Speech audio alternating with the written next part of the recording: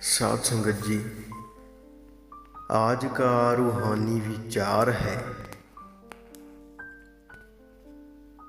एक ओंकार सतगुरु प्रसाद, गुरु सागर रतनी परपूरे, अमृत संत चुगे नहीं दूरे, हर रस जोग चुगे प्रभ पावे, सरवर मैं हंस प्राणपत पावे, किया बाग बपुड़ा छपड़ी नाई, कीचड़ डूबे मैल न जाई, रख रख चरण धरे विचारी, दुविधा छोड़ भय निरंकारी, मुक्त पदार्थ हर रस चाखे। बेचारा बगला छपड़ी में क्यों नहाता है, कुछ नहीं मिलता बल्कि छपड़ी में नहा के कीचड़ में डूबता है। उसकी ये मैल दूर नहीं होती जो सत्संगी गुरु समुंदर को छोड़ के देवी देवताओं आदि अन्य के आश्रय तलाशता है। वह मानो छपड़ी में ही नहा रहा है। वहाँ से वह और भी ज़्यादा माया मोह की मैल चिपका लेता है। गुरु मानो एक समुंदर है जो प्रभु की सिफ्त सलाह से नाको नाक भरा हुआ है।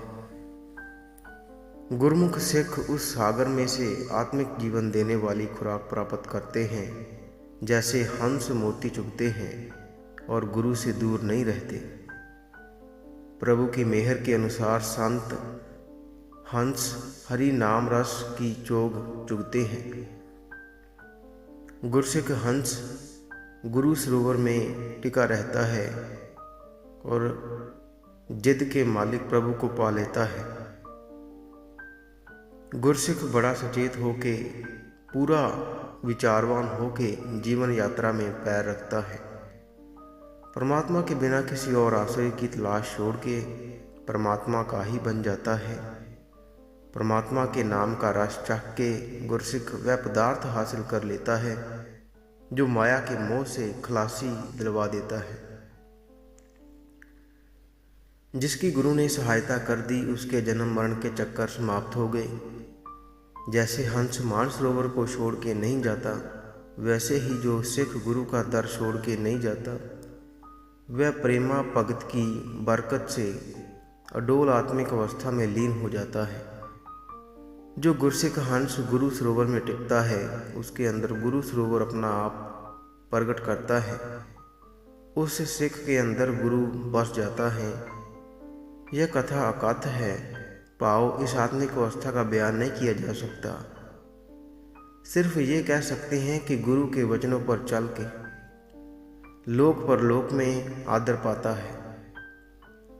जे कोई विरला प्रभु चरणों में जुड़ा हुआ शख्स शून्य अवस्था में टिकता है, उसके अंदर स्त्री मर्द वाला भेद नहीं रह जाता। पाओ उसके काम चेष्टा अपना प्रभाव नहीं डालती। कोई ये संकल्प कर भी कैसे सकता है, क्योंकि वह तो सदा उस परमात्मा में सुरती जोड़े रखता है, जिसकी ज्योति तीनों पवनों में व्यापक है। और देवते मनुष्य नाथ आदि सभी जिस सदा स्थिर की शरण लिए रखते हैं। गुरमुख हंस गुरु सागर में टेक के उस प्राणपत प्रभु को मिलता है जो आत्मिक आनंद का स्रोत है, जो न्यासरों का आसरा है। गुरमुख उसकी भक्ति के द्वारा और उसके गुणों के विचार के माध्यम से अडोल आत्मिक अवस्था में टिके रहते हैं। वह प्रभु अपने सेवकों की भक्ति से प्रेम करता है, उनके सारे डर दूर करने के समर्थ है।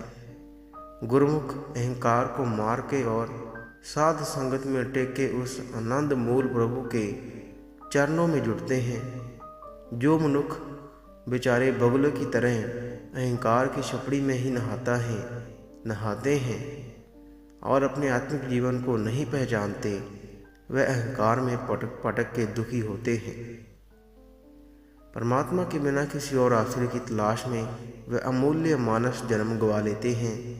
अनेकों अन्य यत्न करने के कारण सहेड़ी हुई आत्मिक मौत का खेल ही अपने माथे पर लिखा के इस जगत में आया और यहाँ भी आत्मिक मौत ही गले पड़वाता रहा।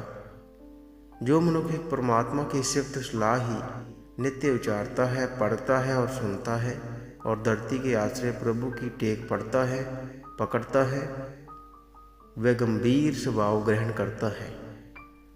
वह मनुष्य जीवन के फर्जों को पहचानता है। अगर मनुष्य गुरु की शरण में रह के अपने मन को उस आत्मिक अवस्था में पहुंचा ले जहां माया के तीनों ही गुण जोर नहीं डाल सकते, तो सहज ही जात सत्य और संयम उसके हृदय में लीन रहते हैं। सदा स्थिर प्रभु में टिक के पवित्र हुए मनुष्य के मन को विकारों की मैल नहीं चिपकती। गुरु के शब्द की बरकत से उसकी पटकना दूर हो जाती है। उसका दुनियावी डर सहज समाप्त हो जाता है। गुरु नानक जी कहते हैं, नानक भी उस सदा स्थिर हस्ती वाले प्रभु के दर से नाम की दात मांगता है, जिस जैसा और कोई नहीं है, जिसकी सुंदर सूरत और जिसका अस्तित्व आदि से ही चला आ रहा है। सत्संग जी, इसी के साथ हम आपसे इजाज़त लेते हैं। कल मिलेंगे ऐसे ही रूहानी विचार के साथ। अगर आप रोज़ाना रूहानी विचार और रूहानी साखियाँ सुनना पसंद करते हैं तो आप इस चैनल को सब्सक्राइब कर लीजिए और साथ ही बेल आइकन पर भी ज़रूर प्रेस कीजिए, ताकि हम जैसे ही नई वीडियो अपलोड करेंगे उसकी नोटिफिकेशन आप तक पहुंच जाया करेगी।